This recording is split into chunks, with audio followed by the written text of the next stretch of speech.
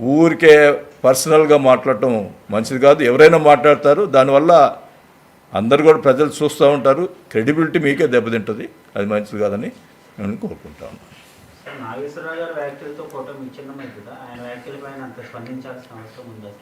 అట్లా కాదు కదా.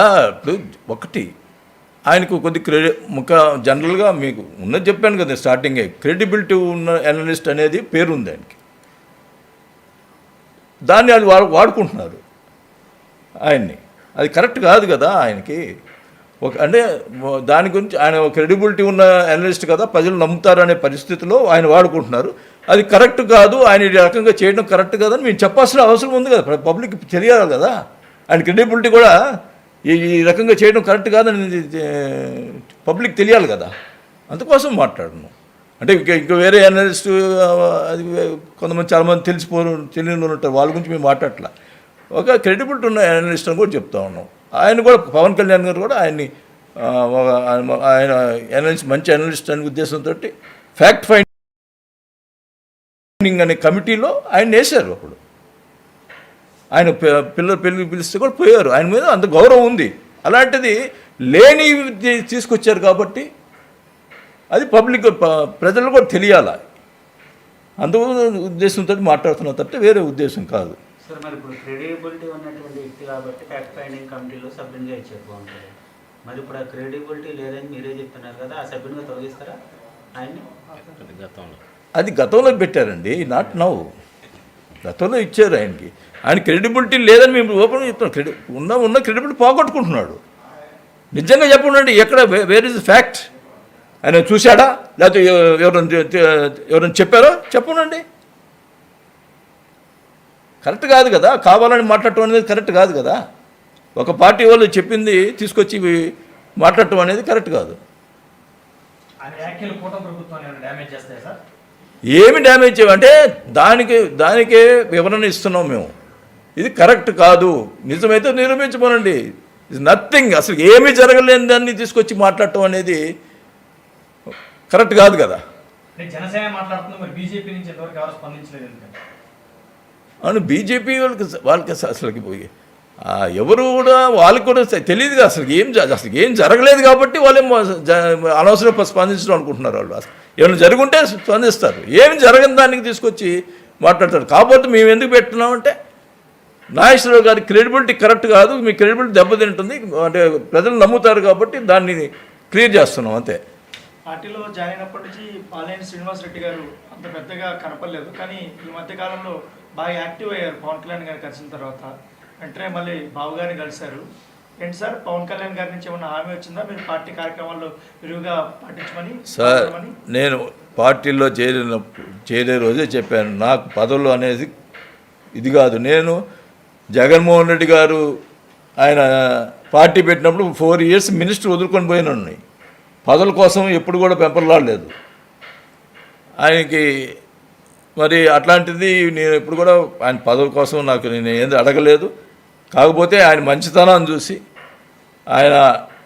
నేను వైసీపీలో ఉన్నప్పుడు కూడా ఆయన పబ్లిక్ మీటింగ్లో వైసీపీలో ఇట్లా చాలామంది దుర్మార్గులు ఉన్నారు, కానీ బాలినేని శ్రీనివాసరెడ్డి లాంటి మంచి వాళ్ళు కూడా ఉన్నారని చెప్పి ఆ రోజు మాట్లాడాడు ఆయన.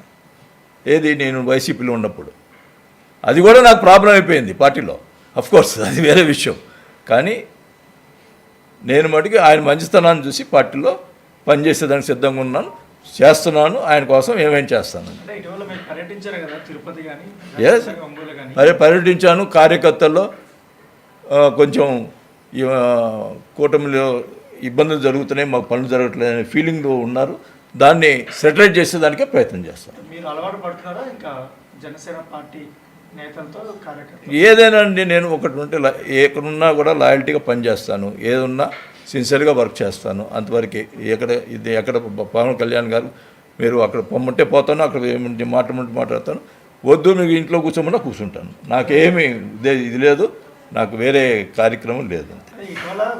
ఊరికే పర్సనల్గా మాట్లాడటం మంచిది కాదు. ఎవరైనా మాట్లాడతారు, దానివల్ల అందరు కూడా ప్రజలు చూస్తూ ఉంటారు, క్రెడిబిలిటీ మీకే దెబ్బతింటుంది. అది మంచిది కాదని నేను కోరుకుంటాను.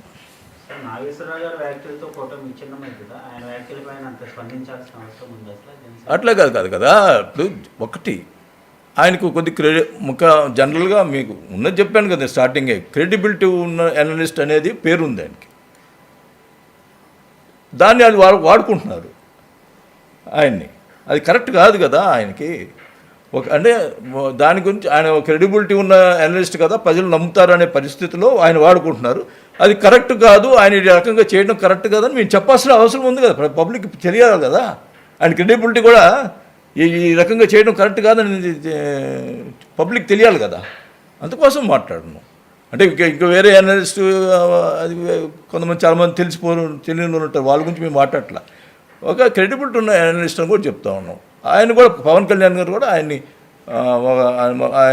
అనలిస్ట్ మంచి అనలిస్ట్ అనే ఉద్దేశంతో ఫ్యాక్ట్ ఫైండింగ్ అనే కమిటీలో ఆయన వేశారు. అప్పుడు ఆయన పిల్లలు పిలిస్తే కూడా పోయారు. ఆయన మీద అంత గౌరవం ఉంది.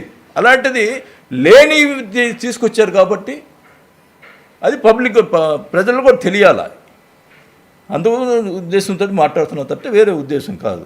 సార్ మరి ఇప్పుడు క్రెడిబిలిటీ ఉన్నటువంటి వ్యక్తి కాబట్టి ఫ్యాక్ట్ ఫైండింగ్ కమిటీలో సభ్యునిగా ఇచ్చారు బాగుంటుంది. మరి ఇప్పుడు ఆ క్రెడిబిలిటీ లేదని మీరే చెప్తున్నారు కదా, ఆ సభ్యునిగా తొలగిస్తారా ఆయన్ని?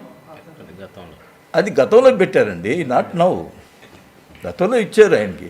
ఆయన క్రెడిబిలిటీ లేదని మేము ఓపెన్ చెప్తున్నాం. ఉన్న క్రెడిబిలిటీ పోగొట్టుకుంటున్నాడు. నిజంగా చెప్పండి, ఎక్కడ వేర్ ఇస్ ఫ్యాక్ట్? ఆయన చూశాడా, లేకపోతే ఎవరైనా చెప్పారో చెప్పండి. కరెక్ట్ కాదు కదా, కావాలని మాట్లాడటం అనేది కరెక్ట్ కాదు కదా. ఒక పార్టీ వాళ్ళు చెప్పింది తీసుకొచ్చి మాట్లాడటం అనేది కరెక్ట్ కాదు. ఏమి డ్యామేజ్ చేయమంటే దానికే వివరణ ఇస్తున్నాం మేము. ఇది కరెక్ట్ కాదు, నిజమైతే నిరూపించమనండి. ఇది నథింగ్, అసలు ఏమీ జరగలేని దాన్ని తీసుకొచ్చి మాట్లాడటం అనేది కరెక్ట్ కాదు కదా. జనసేన మాట్లాడుతుంది, మరి బీజేపీ నుంచి ఎంతవరకు ఎవరు స్పందించలేదు. అవును, బీజేపీ వాళ్ళకి అసలుకి పోయి ఎవరు కూడా వాళ్ళకి కూడా తెలియదు కదా అసలు ఏం జరగలేదు కాబట్టి వాళ్ళేం అనవసరంగా స్పందించడం అనుకుంటున్నారు. వాళ్ళు అసలు ఏమైనా జరుగుంటే స్పందిస్తారు, ఏమి జరగని దానికి తీసుకొచ్చి మాట్లాడతారు. కాకపోతే మేము ఎందుకు పెట్టున్నామంటే నాగేశ్వరరావు గారి క్రెడిబిలిటీ కరెక్ట్ కాదు, మీ క్రెడిబిలిటీ దెబ్బతింటుంది అంటే ప్రజలు నమ్ముతారు కాబట్టి దాన్ని క్లియర్ చేస్తున్నాం అంతే. పార్టీలో జాయిన్ అయినప్పటి నుంచి పాలేని శ్రీనివాస్ రెడ్డి గారు అంత పెద్దగా కనపడలేదు, కానీ ఈ మధ్యకాలంలో బాగా యాక్టివ్ అయ్యారు పవన్ కళ్యాణ్ గారిని కలిసిన తర్వాత. వెంటనే మళ్ళీ బాబు గారిని కలిశారు. ఏంటి సార్, పవన్ కళ్యాణ్ గారి నుంచి ఏమన్నా హామీ వచ్చిందా మీరు పార్టీ కార్యక్రమాల్లో విరివిగా పాటించమని? సార్, నేను పార్టీలో చేరే రోజే చెప్పాను, నాకు పదవులు అనేది ఇది కాదు. నేను జగన్మోహన్ రెడ్డి గారు ఆయన పార్టీ పెట్టినప్పుడు 4 years మినిస్టర్ వదులుకొని పోయినాను. పదవుల కోసం ఎప్పుడు కూడా పెంపర్లాడలేదు ఆయనకి. మరి అట్లాంటిది నేను ఎప్పుడు కూడా ఆయన పదవి కోసం నేను ఏది అడగలేదు. కాకపోతే ఆయన మంచితనాన్ని చూసి నేను వైసీపీలో ఉన్నప్పుడు కూడా ఆయన పబ్లిక్ మీటింగ్లో వైసీపీలో ఇట్లా చాలామంది దుర్మార్గులు ఉన్నారు, కానీ బాలినేని శ్రీనివాసరెడ్డి లాంటి మంచి వాళ్ళు కూడా ఉన్నారని చెప్పి ఆ రోజు మాట్లాడాడు ఆయన. ఏది నేను వైసీపీలో ఉన్నప్పుడు. అది కూడా నాకు ప్రాబ్లం అయిపోయింది పార్టీలో, అఫ్కోర్స్ అది వేరే విషయం.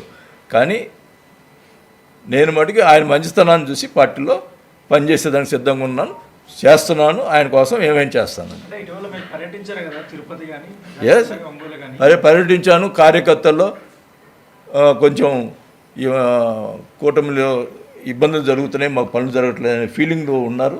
దాన్ని సెటిలైట్ చేసేదానికే ప్రయత్నం చేస్తాను. మీరు అలవాటు పడుతున్నారా ఇంకా జనసేన పార్టీ నేతలతో కార్యకర్తలు? ఏదైనా అండి, నేను ఒకటి ఉంటే ఎక్కడున్నా కూడా లాయల్టీగా పనిచేస్తాను, ఏదున్నా సిన్సియర్గా వర్క్ చేస్తాను, అంతవరకే.